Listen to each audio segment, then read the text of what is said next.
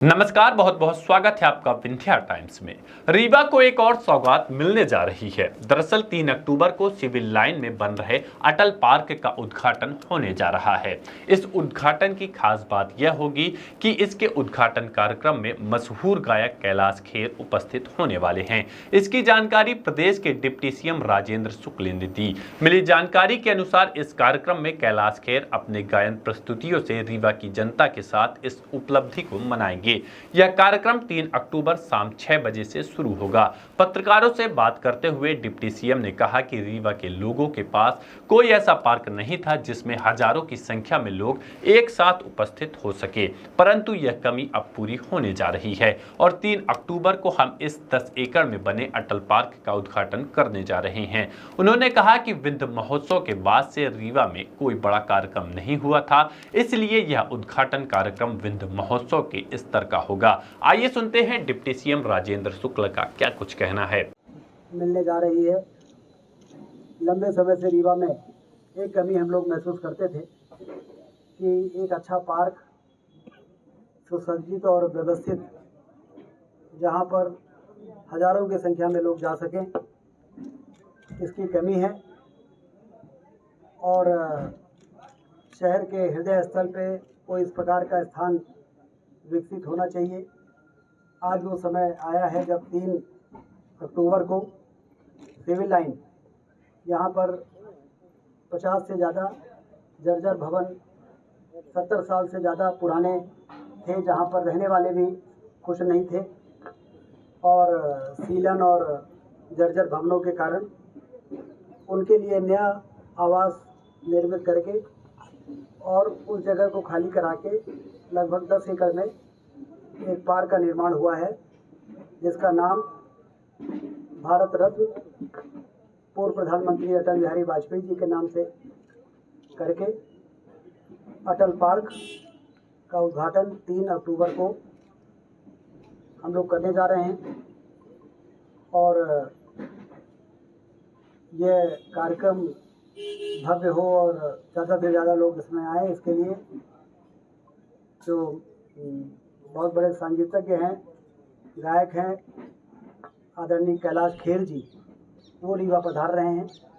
और उनके क्योंकि लंबे समय से विंध्य महोत्सव के बाद फिर कोविड आ गया और भी कई परिस्थितियाँ निर्मित हुई, जिससे विंध्य महोत्सव के लेवल का कोई कार्यक्रम रीवा में अभी हुआ नहीं। तो कैलाश खेर जी के इस कार्यक्रम से जनरली हम लोग इस प्रकार के कार्यक्रम रीवा में करते हैं, जब कोई बड़ी उपलब्धि मिल जाती है उसको सेलिब्रेट करते हैं। आपको ध्यान होगा जब रीवा का बाईपास बना था तो राजू श्रीवास्तव जी को बुलाया था कि बहुत दिनों तक रीवा के लोग दुखी रहे तो दिल खोल के हंस सकें, इसलिए राजू श्रीवास्तव को बुलाया था। और जब मुगलपुर में टाइगर सफारी का उद्घाटन किया था तो सवेरे मुख्यमंत्री ने टाइगर सफारी का उद्घाटन किया, रात में इंजीनियरिंग कॉलेज के मैदान में सोनू निगम का संगीत का बहुत बड़ा कार्यक्रम हुआ था विंध्य महोत्सव के अंतर्गत। ऐसे ही जब राज कपूर ऑडिटोरियम का उद्घाटन किया था तो एनसीसी ग्राउंड में सब ये संगीत के कार्यक्रम हुए थे। तो हमेशा से ये रहा है कि जब रीवा को लंबे समय के इंतजार के बाद कोई ऐसी सौगात मिले जो रीवा के लोगों के आत्मा को, दिल को खुशी दे सके, तो सिर्फ उस कार्यक्रम का उद्घाटन बनना हो, उसके बाद उसका सेलिब्रेशन भी होना चाहिए। तो सिरमौर चौराहे में फ्लाईओवर का तीसरा लेग जो बन के तैयार हुआ, उससे लोगों में बड़ी प्रसन्नता है। रीवा का एयरपोर्ट बन के तैयार हो गया है, उसको लेकर लोगों में बड़ी प्रसन्नता है। तो इसका सेलिब्रेशन होना चाहिए और इसलिए कैलाश खेर जी को बुलाकर 2 घंटे का 3 घंटे का जो भी उनका कार्यक्रम होगा उसमें रीवा के लोग उनके संगीत से आनंद उठाएंगे, क्योंकि कैलाश खेर इतने बड़े कलाकार हैं कि जब राष्ट्रीय स्तर का कोई कार्यक्रम होता है, हम लोगों ने देखा है, तो फिर उस राष्ट्रीय स्तर के कार्यक्रम में जब महाकाल लोक का उद्घाटन हुआ था, आपको ध्यान होगा, जब प्रधानमंत्री जी उज्जैन आए थे तो उसमें संगीत का कार्यक्रम जो प्रस्तुतिकरण था वो कैलाश खेर जी का ही था। और ऐसे ही हर जगह जहाँ पर प्रधानमंत्री जी जाते हैं किसी विशेष आयोजन में, तो संगीत का कार्यक्रम उससे जो जुड़ा रहता है उसमें कैलाश खेर जी रहते हैं। तो वो रीवा पधार रहे हैं कि हम सबके लिए बड़ी खुशी की बात है। तो आप सबके माध्यम से मैं चाहता हूँ ये कार्यक्रम ऐतिहासिक रूप से सफल हो, इसके लिए आप सबके माध्यम से लोगों के बात, जन जन तक ये बात पहुँचे और आने वाला समय रीवा का बहुत ही स्वर्णिम समय है, क्योंकि कई ऐसे काम रीवा में हो रहे हैं, इसका लंबे समय से इंतजार था और वो काम न होने से हमारा रीवा पिछड़ रहा था। ये बाण सागर का बांध की सिंचाई के नहरों का जाल बिछ जाने के बाद रीवा की तस्वीर बदली है। ये हम नहीं कहते हैं, पूरा प्रदेश कहता है कि रीवा बदला है। रीवा के विकास के मॉडल को का उदाहरण दिया जा रहा है। पिछले दिनों मुख्यमंत्री जी ने जब चाक घाट की सभा को जबलपुर से संबोधित किया तो उन्होंने भी कहा कि रीवा का विकास का एक मॉडल बन गया है और आने वाला समय भी हमारा बहुत अच्छा है, क्योंकि अभी तो 3 लाख एकड़ में सिंचाई का पानी पहुंचा है। ये 3 लाख एकड़ से 9 लाख एकड़ हो जाए, इसके लिए लगभग 4,000 करोड़ रुपए के टेंडर हो गए हैं, जो सीतापुर माइक्रो, हनुमाना माइक्रो, बहुती कैनाल में 1400 करोड़ रुपए का स्वीकृति की योजना भारत सरकार गई है। आज मैं दिल्ली जा रहा हूँ, कल वहाँ के जल संसाधन मंत्री से मिलके और उसकी और पैरवी करूँगा कि जल्दी वो मंजूर हो जाए। 1500 करोड़ और, तो 4,000 करोड़ का टेंडर हो गया, 1500 करोड़ का टेंडर और हो जाएगा, तो रीवा जिले और मऊगंज जिले के 9 लाख एकड़ में सिंचाई का पानी पहुँचेगा। तो 3 लाख एकड़ का जब ये असर हुआ है रीवा का कि लोग कहने लगे कि रीवा विकास का मॉडल बन गया है, तो जब 9 लाख एकड़ में पानी पहुँचेगा तो रीवा की तस्वीर कैसी होगी। और इसलिए एक और विकास और दूसरी ओर युवा पीढ़ी को नशे से बचाना, इसके लिए पिछले दिनों मैंने पुलिस के अधिकारियों का और जिला प्रशासन के अधिकारियों के साथ एक संयुक्त बैठक की थी। कुछ दिन पहले पुलिस वालों के साथ किया था, इस बार संयुक्त बैठक किया है और उसमें हमने कहा है कि नशा का अवैध धंधा करने वाले कोरेक्स और इन तमाम तरह की चीज़ों का धंधा करने वालों के जखीरे को पकड़ना, अपराधियों को जेल भेजने का काम पुलिस करे और जो नशे के आगोश में आ गए हैं युवा पीढ़ी के लोग, उनको सुधारने का काम जिला प्रशासन करे। उसके लिए सुधार केंद्र खोले जाएं और वहाँ पर उनको पहुँचाया जाए, उनका आइडेंटिफिकेशन हो, उनको सुधारा जाए। और हमारे पास ऐसे उदाहरण हैं कि 3-4 महीने यदि सुधार केंद्रों में ईमानदारी के साथ उनको सुधारने का काम किया जाए तो वो बच्चों का नशा छूट जाता है और फिर वो बहुत अच्छा जीवन जीने के लिए तैयार हो जाते हैं। तो इसलिए एक और विकास और दूसरी ओर इस विकास का फल, स्वर्णिम भविष्य का जो फल है वो आने वाली पीढ़ी को ही मिलना है। को खाने के योग्य नहीं बचेगी तो सारा विकास व्यर्थ हो जाएगा, निरर्थक हो जाएगा। इसलिए इस दिशा में भी काम किया जा रहा है। इन सब में आप सबकी भूमिका भी बड़ी महत्वपूर्ण है, क्योंकि आपके द्वारा इलेक्ट्रॉनिक और प्रिंट मीडिया में इस तरह के मुद्दे जो लगातार उठाए जाते रहे हैं, उसी ने मुझे भी इस दिशा में काम करने के लिए प्रेरित किया है। और अब हम लोगों ने ठान लिया है कि जड़ पे जाकर और प्रहार करना है और इस समस्या से मुक्त करना है, जिससे जो सुनहरा भविष्य है वो विकास जो है वो वरदान बने, ये विकास अभिशाप न बने, वरदान बन जाए। इसके लिए हम लोग काम कर रहे हैं। तो कुल मिला के आज आप सबको बुलाकर और 3 तारीख को जो कार्यक्रम हाउसिंग बोर्ड ने पुनर्धृवीकरण योजना के अंतर्गत जो इस काम को पूरा कराया है, बगल में हमारा ये सर्किट हाउस आप देख रहे हैं, ये बहुत ही बड़े बड़े महानगरों में इस प्रकार के सर्किट हाउस आपको नहीं मिलेंगे। जैसा रीवा में ये सर्किट हाउस बन के तैयार हो रहा है, जिसमें सभी आधुनिक सुविधाएं हैं और अब कोई भी वीआईपी, कोई धर्मगुरु और इस प्रकार के कोई भी लोग अब यहाँ से जब रीवा से गुजरेंगे, यूपी के लोग रीवा होते हुए यदि मैहर देवी जाएंगे, चित्रकूट जाएंगे और हाई कोर्ट के जो जस्टिस से लेके तमाम तरह के लोग और जो वरिष्ठ और ब्यूरोक्रेट और पॉलिटिशियन हैं और उस वरिष्ठ आपके बीच के जो लोग हैं, तो वो जब यहाँ रुकेंगे तो उनको फील होगा कि रीवा अब तेज़ी के साथ बदल गया है और यहाँ पर हर प्रकार की जो महानगरीय सुविधाएं हैं वो रीवा को प्राप्त हुई है। यह अब 30 अक्टूबर को रीवा में होगी, उसके बाद नवंबर में होगी होशंगाबाद में और फिर शहडोल में होगी। तो इसके बहुत अच्छे परिणाम मिल रहे हैं, क्योंकि डिसेंट्रलाइज्ड जो इंडस्ट्री कॉन्क्लेव है वहाँ पर लोगों को ज़्यादा बेहतर तरीके से उस एरिया को समझने में का मौका मिलता है कि किस प्रकार के इंडस्ट्री लगाने का यहाँ पर स्कोप है और ज़मीन कितनी है और रॉ मटेरियल क्या है, मार्केट क्या है।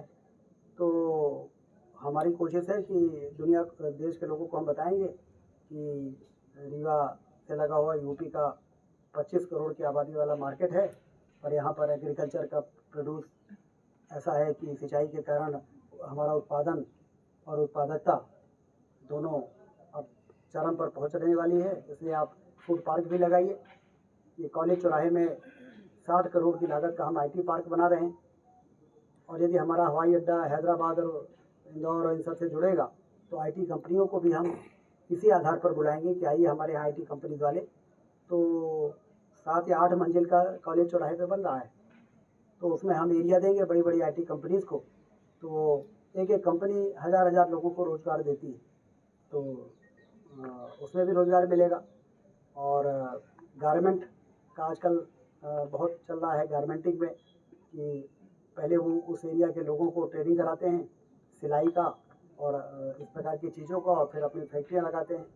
तो गारमेंटिंग के क्षेत्र में भी कई ऐसे सेक्टर हैं जहाँ पर जैसे हमने रिन्यूएबल एनर्जी के सेक्टर में जो सोलर प्लांट लगाया उसकी चर्चा पूरे देश में है। उसी प्रकार से अन्य सेक्टर में भी हम काम करके और उभर सकते हैं।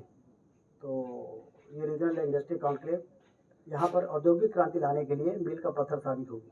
और उद्योग कहाँ लगेगा इसके लिए ज़मीन चिन्हित की गई होगी, तो कितनी ज़मीन एक्वायर की गई? करीब 300 से 400 एकड़ तो घुरेटा मऊगंज में है, ऐसे हनमना के पास है, इधर ये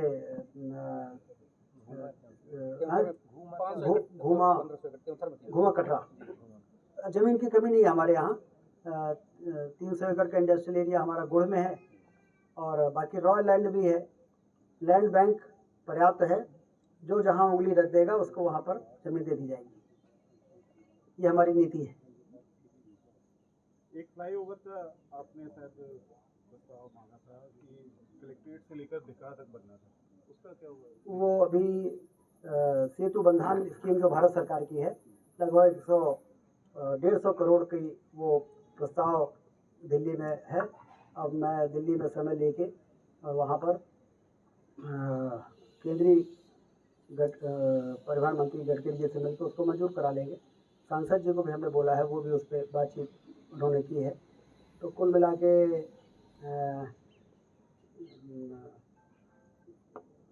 इंफ्रास्ट्रक्चर से संबंधित कोई भी काम, जैसे बेला से सिलपरा से बेला 4 लेन की सड़क 250 करोड़ की बन रही है।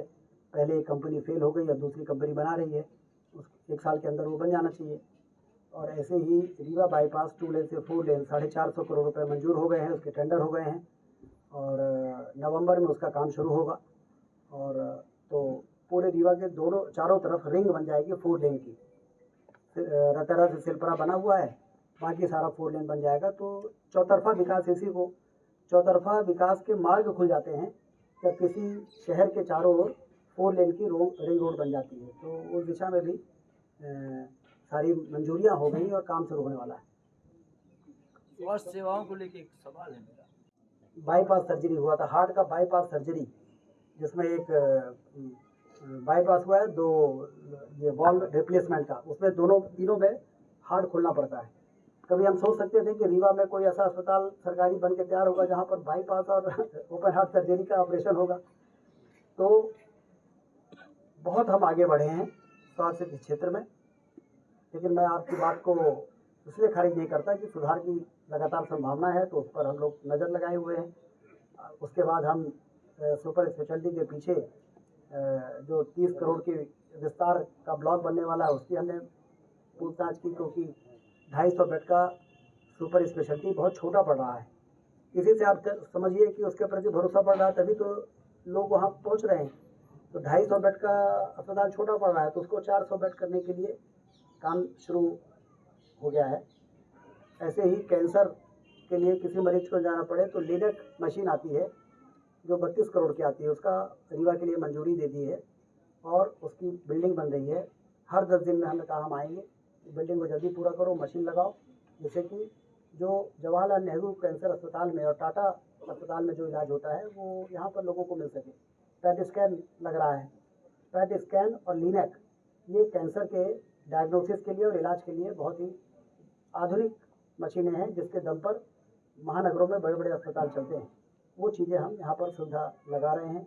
एंजियोप्लास्टी इतनी ज़्यादा हो रही है हमारे यहाँ कि एक कैथ लैब मशीन और हमने ऑर्डर करवाया करीब 20 से 25 करोड़ का, वो भी रीवा के सुपर स्पेशलिटी के लिए मंजूर हो गया है। तो आप की जो बात है, मैं हमेशा इस बात का पक्षधर हूँ कि लगातार इसमें हमको काम करना है। हमें जब तक हमारे ब्लॉक लेवल पर सामुदायिक स्वास्थ्य केंद्र, जिला अस्पताल के स्तर पर अपग्रेड नहीं हो जाते, तब तक हमारा हेल्थ में काम अधूरा है। इसलिए उसको हम जिला अस्पताल के स्तर का बनाएंगे, जिससे हमारे जिला अस्पताल में भी ज़रूरत से ज़्यादा भीड़ ना हो। कोई जब ज़रूरत से ज़्यादा भीड़ होती है तो जो आप शिकायत कर रहे हैं उस प्रकार की शिकायतें आना शुरू हो जाती हैं। और इस दिशा में डॉक्टर मोहन यादव जी की सरकार, प्रधानमंत्री नरेंद्र मोदी जी की सरकार के साथ तालमेल बना के और हेल्थ पैरामीटर में मध्य प्रदेश को हिंदुस्तान का सबसे बेहतर राज्य बनाने का प्रयास कर रही है। स्वास्थ्य से जुड़ा एक और सवाल था। रीवा में एक लड़का है